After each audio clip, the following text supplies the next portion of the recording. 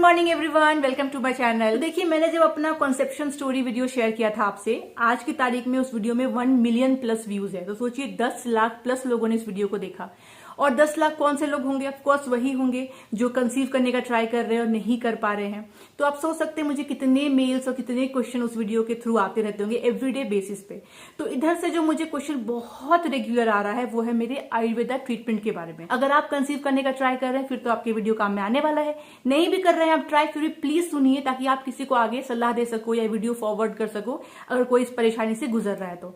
अच्छा, एक क्वेश्चन जो है मुझे बहुत लोगों ने वो भी पूछा है कि आपने ना बहुत कम टाइम दिया आयुर्वेदा को, इसलिए आपको रिजल्ट नहीं आया। तो शायद इस वीडियो में मैं क्लियर नहीं कर पाई कि कम टाइम तो क्या मैं बोलूं, मैंने 6 महीना दिया। 6 महीना सुन के लगता है कि सिर्फ 6 महीना क्यों दिया? कोई भी होलिस्टिक ट्रीटमेंट हो, नेचुरल ट्रीटमेंट हो तो बहुत टाइम लग सकता है। 6 महीना बहुत कम समय है। पर देखिए, समझने वाली बात यह है कि मैंने ना कोई दवाई खाने वाला ट्रीटमेंट नहीं करवाया था कि मुझे कुछ मेडिसिन दी गई थी जिससे मेरा हार्मोन बैलेंस हो सके तो लंबा समय लगता है ठीक होने में। मैंने जो करवाया था वो लिटरली प्रोसीजर्स करवाया था। कोई भी प्रोसीजर आप अपने बॉडी पे ना एक टाइम के बाद आप नहीं कर सकते हो क्योंकि वो ज्यादा हो जाता है। तो क्या था प्रोसीजर और क्यों वो इतना हार्श था कि बहुत लंबे टाइम के लिए मैं कंटिन्यू नहीं कर पा रही थी? अगर रिजल्ट नहीं आ रहा है तो बताती हूँ। देखिए, सबसे पहले तो मैंने ढूंढा कैसे, तो मैंने ना सर्च किया, मुझे जो अच्छा रिव्यूज लगा, जो अच्छी एरिया में था। देखिए, अच्छी एरिया में कोई अच्छा सेंटर होता है तो आप सोचते हो कि ठीक है यहाँ पे ये सस्टेन कर पा रहा है, बहुत पॉश एरिया है तो ऑफकोर्स बहुत अच्छा ही रहा होगा। ऐसे ही करके आप डिसाइड करते हो, राइट? और रिव्यूज पे मैंने डिसाइड किया। और आपको पता होगा आयुर्वेदा जो है वो केरला का सबसे फेमस होता है। तो मैं जिस सेंटर में गई थी वो केरला से ही एफिलिएटेड था। तो मुझे ये तो पता था कि इनका ट्रीटमेंट अच्छा होगा क्योंकि केरला आयुर्वेदा जो है फेमस है वर्ल्ड वाइड।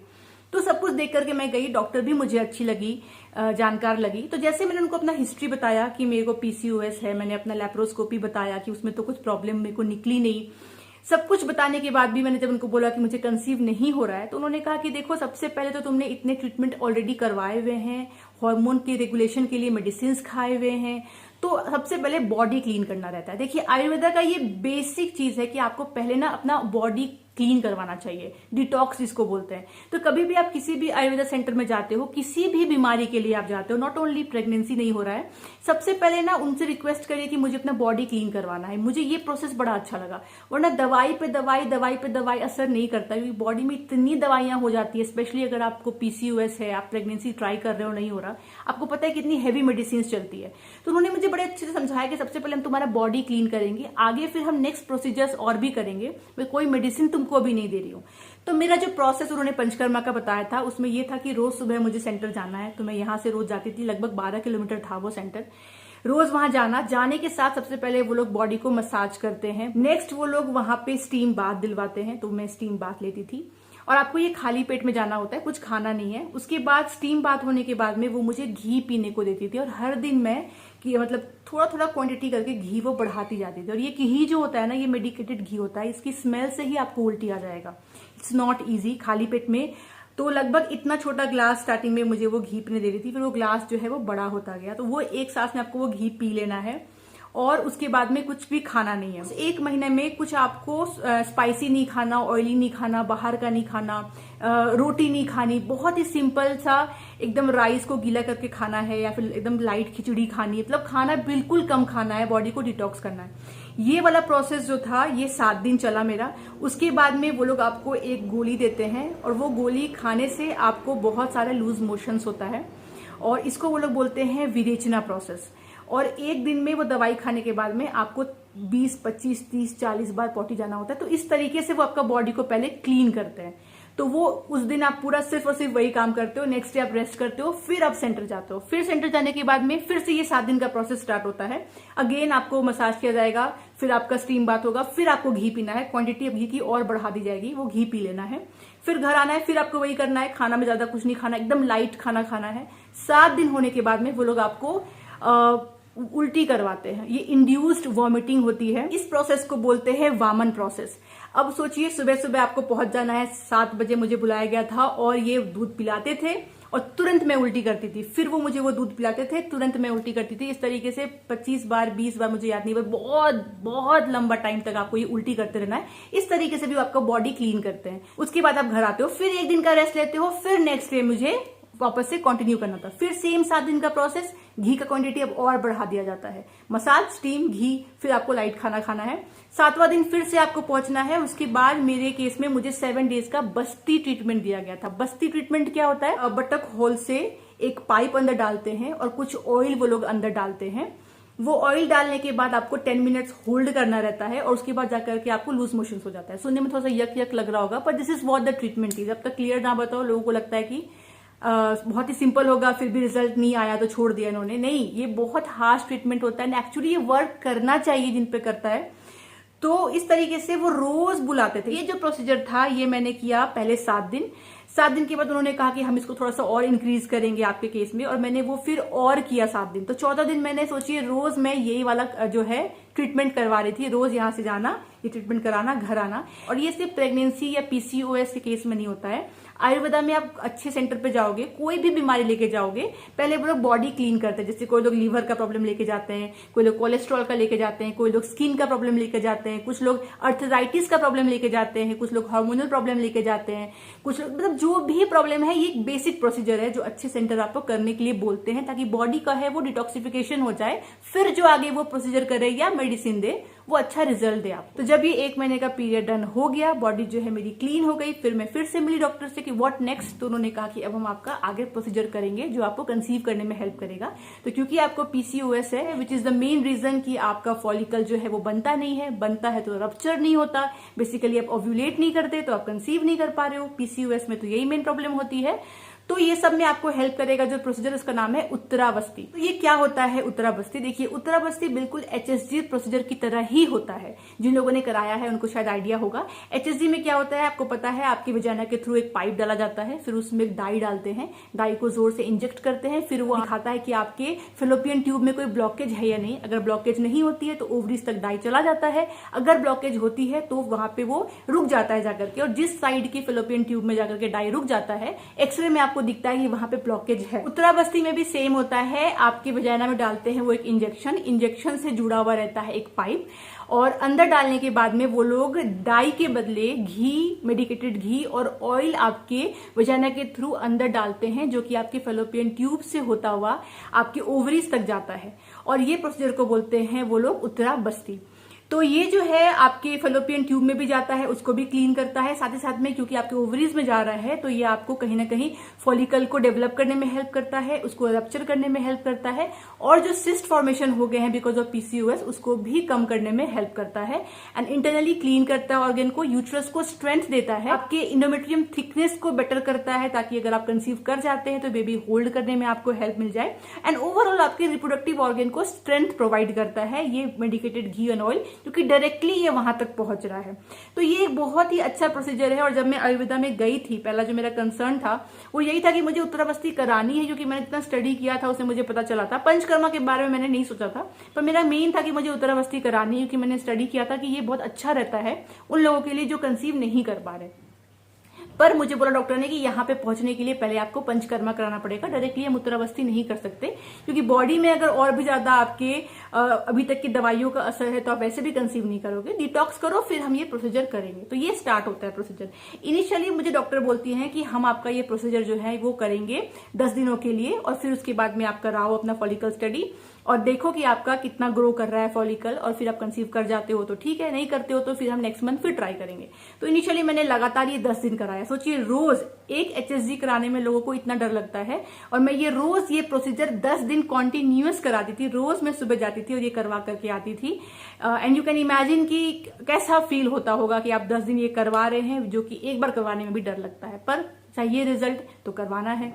और ये एक ऐसा था प्रोसीजर जो होलिस्टिक अप्रोच है, तो कुछ इसका साइड इफेक्ट भी नहीं होता। ओनली कंडीशन इसकी जिस भी सेंटर से आप करा रहे हैं वो साफ सुथरा होना चाहिए। अगर वो गंदा है, अगर वहां पे क्लीन नहीं रखते हैं वो लोग, तो आपको इन्फेक्शन हो सकता है। एंड ये एक बहुत ही बड़ा प्रॉब्लम है जब भी आप आयुर्वेदा में जाते हो, कि आप जहां से ये प्रोसीजर्स करा रहे हो वो साफ सुथरी जगह है कि नहीं। इसीलिए मैंने कहा कि स्टार्टिंग में कि मैं एक पॉश एरिया में गई थी जहां मुझे पता था कि वो लोग थोड़ा सा मेंटेन करेंगे। तो कहीं से भी आप करा लोगे इन्फेक्शन हो जाएगा, तो ट्यूब अगर ब्लॉक नहीं भी है तो ब्लॉक होने का खतरा हो जाता है, तो उल्टा भी पड़ सकता है ये चीज। क्योंकि आपने देखा होगा कि जब HSG करते हैं डॉक्टर्स हॉस्पिटल्स में, तो वो लोग कितना क्लीन इन्वायरमेंट रखते हैं, पर वही प्रोसीजर आप एक आयुर्वेदा सेंटर में करा रहे हो और रोज रोज करा रहे हो, तो आप समझ रहे हो कितना बड़ा एक डर है कि इन्फेक्शन हो सकता है अगर वो लोग थोड़ा भी गड़बड़ करे, क्लीन ना रहे उनका ऑयल या उनका इंस्ट्रूमेंट। तो ये चीज आपको रिस्क लेनी पड़ेगी, आपको समझना पड़ेगा कि ये सेंटर अच्छा है, ये सेंटर अच्छा नहीं है। कहीं पे सस्ते में हो रहा है ये बोल के आप चले जाओगे तो उल्टा भी पड़ सकता है। मैंने वो 10 दिन कराया, मैंने फॉलिकल स्टडी कराई, मेरे फॉलिकल जो है वो ग्रो भी हुए, which was a very good thing कि बिना किसी मेडिसिन के भी ग्रो हो गए। और ग्रो होने के बाद में वो टाइमली रप्चर भी हो गए, वो भी मुझे अच्छा रिजल्ट दिखा। फर्स्ट मंथ में वो रप्चर भी हो गए, पर चलिए कंसीव नहीं हुआ, कोई नहीं। मैंने कहा चलो अच्छा है, होप तो नेक्स्ट मंथ फिर से ट्राई करते हैं। नेक्स्ट मंथ फिर से मैंने उत्तरावस्थी किया। इस बार उन्होंने मुझे कहा कि हम 10 दिन नहीं करेंगे, हम लगातार 14 दिन तक करेंगे। मतलब फर्स्ट पूरा जो फेज होता है, फॉलिकुलर फेज होता है आपके साइकिल का, फर्स्ट 14 डेज, हम वो 14 दिन पूरा करेंगे, ताकि रप्चर होने के बाद भी स्ट्रेंथ मिले आपके यूट्रस को और आपके इंडोमेट्रियम थिकनेस अच्छी बने, आप कंसीव करो। पर अगले महीने क्या हुआ, मेरा जो है थोड़ा ग्रो हुआ फॉलिकल्स और बाद में जाके वो रुक गया, वो बढ़ा ही नहीं। मतलब हाँ, मुझे याद है 14 mm तक पहुंचा और आगे बढ़ा ही नहीं। 18 mm से ऊपर जाएगा तभी रप्चर होता है इन मोस्ट केसेस। तो अगले महीने वो बढ़ा नहीं, डॉक्टर ने बोला पता नहीं क्या हो गया, ठीक है कोई बात नहीं, अब ये मंथ तो वेस्ट हो गया, नेक्स्ट मंथ हम फिर करेंगे, हम थोड़ा सा घी चेंज करेंगे, फिर देखेंगे। नेक्स्ट मंथ में फिर गई, मैंने फिर से ये सारा प्रोसेस कराया 14 दिन के लिए, और फिर से जो कहानी है वो 16 mm पे जाकर के फिर से रुक गई। फिर मेरा फॉलिकल जो है रप्चर नहीं हुआ, बढ़ा नहीं। थर्ड मंथ हो गया, ठीक है। उसके बाद डॉक्टर ने कहा काम करते, थोड़ा सा प्रोसीजर चेंज करते हैं, हम थोड़ा सा फिर से वस्ती करते हैं, फिर हम उत्तरावस्थी करते हैं। दोनों को मैंने कंबाइन किया और मैंने फिर से ट्राई किया। फिर से इस बार भी मेरा जो है फॉलिकल ग्रो नहीं किया, फिर से ला करके वो बीच पे ही अटक गया। समझ नहीं आ रहा था कि फर्स्ट मंथ तो ग्रो भी किया और अच्छे से मेरा ओव्यूलेशन भी हुआ, अभी फिर नहीं हुआ। डॉक्टर ने कहा समझ नहीं आ रहा बॉडी क्यों नहीं एक्सेप्ट कर रही है। और अब तक मैं फ्रस्ट्रेट हो गई थी, क्योंकि कहाँ मुझे बोला गया था कि 1 मंथ का या 2 मंथ का उत्तरावस्थी में ही आपको अच्छा रिजल्ट दिखेगा, पर ये हो नहीं रहा था। एंड इससे भी बुरी बात जो मुझे लग रही थी, कंसीव नहीं हो रहा था, दैट इज स्टिल ओके, पर क्योंकि मैं ये ट्रीटमेंट करा रही हूँ, इतना रिग्रेस ट्रीटमेंट करा रही हूँ, ये ऑयल, ये घी, ये सब कुछ ले रही हूँ जो कि अच्छा रिजल्ट देता है, डॉक्टर ऐसा बोलते हैं, तो कम से कम मैं एक्सपेक्ट कर रही थी कि मुझे जो अभी तक में सिस्ट हुए थे PCOS की वजह से, वो सिस्ट में कुछ रिडक्शन आए। मतलब मान लीजिए अगर 7 से 8 सिस्ट दिख रहे हैं मेरे एक ओवरी में, एक में भी 7-8 दिख रहे हैं, तो ये तो कम से कम हो कि वो जो ऑलरेडी एग्जिस्टिंग सिस्ट है उसमें कुछ कमी आए। तो हर अल्ट्रासाउंड में मैं डॉक्टर को एटलीस्ट ये पूछती थी कि ठीक है एग ग्रो नहीं हुआ है, कि आपको सिस्ट में कुछ बेटरमेंट दिख रही है, कि मेरा PCOS बेटर हो रहा है, तो मुझे कहते थे नहीं ये एज इट इज है। तो मैं इस डॉक्टर को ये बोलती थी कि मेरे को कंसीव नहीं हो रहा है, ठीक है, पर कम से कम ये तो आप रिजल्ट आना चाहिए ना। आप बोलते हो कि PCOS में हेल्प करता है, सिस्ट को बिल्कुल गायब कर देगा, क्लीन कर देगा, तो वो भी तो मुझे दिख नहीं रहा है। फिर वो मुझे बोला कि कोई नहीं, हम फिर से नेक्स्ट मंथ ट्राई करते हैं और इस बार आपको कुछ मेडिसिन के साथ में देते हैं। तो कुछ उन्होंने मुझे मेडिसिन भी दिया कि ये भी खा लो और साथ में हम ये ट्रीटमेंट भी करते हैं। फिर मैंने ये ट्रीटमेंट किया, उस मंथ भी कुछ भी नहीं हुआ, फिर मेरा फॉलिकल ना बढ़ा ना रप्चर हुआ। तो सोचिए अभी तक कितना महीना हो गया, कुछ भी रिजल्ट मुझे जो है वो हाथ नहीं आ रहा था। फिर 6th मंथ भी मैंने ट्राई किया, फिर से मैंने स्टार्टिंग के 6 दिन तो किया और मैं गई अल्ट्रासाउंड कराने के लिए, और फिर से मैंने देखा कि मेरा जो ग्रोथ है वो बिल्कुल ही उसी रफ्तार पे है, कम वाले रफ्तार पे। आपको जो है 10th डे से मुझे बोलती थी अल्ट्रासाउंड कराने के लिए, तो पीरियड हो जाने के बाद में 10वां दिन से अल्ट्रासाउंड करवाना मैं स्टार्ट करती थी। और वो देखते हैं, डिपेंड करता है, किसी का 14 या 15 डे में रप्चर होता है, मेरे केस में 17-18 दिन तक भी जाता है कहानी। तो वो मैं हर ऑल्टरनेट डेज जो है अल्ट्रासाउंड करवाती थी और इस डॉक्टर को आगे रिपोर्ट दिखाती थी कि अभी भी ग्रो नहीं हुआ है, फिर ये उत्तरावस्थी करती थी, ये कहानी चलती थी। लास्ट मंथ भी यही हुआ, मैंने करवाया, ग्रोथ नहीं था। मैंने फिर मुझे लगा कि नहीं, ये कहानी कहीं नहीं जा रही। एंड इसमें एक और चीज थी कि it was very costly treatment, ये कोई सस्ता ट्रीटमेंट नहीं था। हर बारी जब मैं ये उत्तरावस्थी करवाती थी, मुझे हर एक सेशन का इतना दाम लग रहा था। मतलब इन टोटल मैंने पंचकर्मा टू ये जो मैंने 5 महीने का उत्तरावस्थी कराया, मुझे 3.5 लाख रुपए लग गए। आयुर्वेदा इज नॉट सस्ता, जैसे लोग सोचते हैं ना कि बहुत सस्ता ट्रीटमेंट होता है, एलोपैथी तो महंगा है। डिपेंड करता है, कहीं से भी आप, हो सकता है कुछ जगह होंगे जो बहुत सस्ते होंगे, पर अगर आप एक ढंग का अच्छा जगह ढूंढो, जैसा कि मैंने कहा कि ये प्रोसीजर में इन्फेक्शन लगने का डर होता है, तो आपको एक साफ सुथरी अच्छी सेंटर पे जाना है, तो वहां तो कॉस्टली बहुत है। बैंगलोर तो वैसे भी कॉस्टली है। तो मुझे सोचिए 3.5 लाख रुपए मैं अब तक लगा चुकी थी, 6 महीने का इतना रिग्रेस ट्रीटमेंट ले चुकी थी, और कहानी में कुछ इंप्रूवमेंट नहीं थी, ना सिस्ट अच्छा हो रहा था और ना ही मुझे ये फॉलिकल ग्रो हो रहा था। 1 मंथ हुआ, रप्चर हुआ, नेक्स्ट मंथ नहीं हुआ, फिर कभी 1 मंथ तो होता, तो मैं सोचती कि हाँ देयर इज अ चांस। और बीच में आते आते ना डॉक्टर भी क्लूलेस थी, मुझे दिख रहा था, शी वाज आल्सो लाइक पता नहीं क्यों नहीं हो रहा है, समझ नहीं आ रहा, हो जाएगा और ट्राई करो, जब तक नहीं होगा हमारे पास यही प्रोसीजर है। मैंने कहा कुछ और ट्राई कर सकते हैं, शी वाज लाइक नहीं, यही तरीका है, उत्तरावस्थी से ही हम लोग इसको ट्रीट कर सकते हैं, तो तुम करते रहो। तो मैं कब तक करती रहूं, कब तक मैं ये लाखों रुपए भी देती रहूं, शरीर को भी खराब करती रहूं। इन्फेक्शन का डर तो रहता ही, कभी भगवान ना करे इन्फेक्शन हो गया, इतना कुछ अंदर डाल रहे हैं। मेरी बॉडी में मुझे स्वेलिंग भी दिख रही थी, जो मुझे समझ नहीं आ रहा था कि मैंने तो पंचकर्मा कराया है, फिर तो बॉडी डिटॉक्स हो गई, क्लीन हो गई। फिर मेरे बॉडी में आप उस टाइम के व्लॉग्स देखोगे तो हल्की सूजन थी। वो डॉक्टर से मैं पूछती थी कि सूजन किस बात की है, तो कहती है ऑयल और घी हम अंदर डाल रहे हैं तो कई बार उससे हो जाता है, वो प्रॉब्लम नहीं है, ठीक हो जाएगा। तो मुझे ऑल इन ऑल समझ नहीं आ रहा था और बहुत ही मुझे लग रहा था कि ये कहीं कहानी नहीं जा रही है। और फिर जाकर के डिसाइड किया मैंने रंगत ने, और ये ना मेरे मेंटली मुझे बहुत ज्यादा प्रेशर में, मैं अजीब सी हो गई थी कि कुछ करने को नहीं है। पूरा 6 महीना सिर्फ सेंटर जाओ, करवाओ ट्रीटमेंट, वापस आओ, कोई रिजल्ट नहीं दिख रहा, कुछ नहीं कर सकते। ये 6 महीना मैंने देखिए बहुत शिद्दत से, बहुत ट्रस्ट करके, बहुत मेहनत करके ट्रीटमेंट करवाया और मुझे रिजल्ट नहीं मिला। फिर मैं शिफ्ट हुई हूँ, मैंने कहा कि मुझे नहीं करना। तो जो लोग सोचते हैं आप तुरंत भाग लिए, मैंने तुरंत नहीं भागी भाई, बहुत पेशेंस दिखाया मैंने। आप इमेजिन नहीं कर सकते मैंने वो 6 महीना, आप अंगद से पूछवाऊंगी कभी कि किस मेंटल स्ट्रेंथ से मैंने वो ट्रीटमेंट कराया है और वो कितना ज्यादा कष्टदायक ट्रीटमेंट था। चलिए अब बात करते हैं तो क्या रिजल्ट नहीं मिलता? मिलता है, मिल सकता है, आपका देखिए नसीब है, डॉक्टर कैसी है, आपका कैसा होना है, मुझे नहीं पता। मुझे इतना पता है पंचकर्मा तो वर्क करता है, कोई भी प्रॉब्लम है। मैं ऐसे भी जनरली लोगों को बोलती हूँ कि आप IVF कराने भी जा रहे हो ना, उससे पहले पंचकर्मा करा लो, क्योंकि वो सच में डिटॉक्स करता है, वो रिजल्ट दिखता है आपकी बॉडी पे। कोई भी ट्रीटमेंट ले रहे हो आप फर्टिलिटी के लिए, आप IVF ले रहे हो, आप IUI ले रहे हो, एक बार पंचकर्मा करा लो। बस पंचकर्मा का तो मैं गारंटी दे सकती हूँ, पर उत्तराबस्ती के बारे में तो मैं कोई आपको श्योर शॉर्ट गारंटी नहीं दे सकती हूँ, क्योंकि मुझे तो कुछ उसका रिजल्ट दिखा नहीं। देखिए फर्स्ट मंथ जो मुझे रिजल्ट दिखाना, जो फॉलिकल रप्चर हुए, वो मुझे अब यही लगता है, जब मैं सोचती हूँ पीछे, कि शायद क्योंकि मैंने जस्ट पंचकर्मा के बाद वो वाला सेशन करवाया था ना, तो बॉडी एकदम फ्रेश थी, एकदम क्लीन थी, तो मुझे रिजल्ट दिखा। बाद में तो फिर कोई रिजल्ट मुझे दिखा नहीं। पर देखिए इसका ये मतलब नहीं होता है कि ये साइंस काम नहीं करता। आप एक की कहानी सुनकर ये जज मत करिए कि ये काम करता है या ये काम नहीं करता। आयुर्वेदा हमारी कंट्री का बहुत पुराना साइंस है, एंड मैं पर्सनली भी ऐसे बहुत लोगों को जानती हूँ जिनको अलग अलग बीमारी में इसने बहुत अच्छा रिजल्ट दिया है। ये होलिस्टिक अप्रोच के साथ में आपके बॉडी को ट्रीट करता है, साइड इफेक्ट्स नहीं होते इसके। पर वही शर्त है कि आपको अच्छा डॉक्टर मिलना चाहिए जो जानता है वो क्या कर रहा है। और अगर आप उत्तराबस्ती के लिए जा रहे हैं तो प्लीज मेक श्योर करिएगा कि जो सेंटर है ना वो क्लीन एंड हाइजीनिक होना चाहिए, वरना आपको इन्फेक्शन होने का डर होता है। तो ये थोड़ा आपको ध्यान देना है कि वो सेंटर अच्छा होना चाहिए।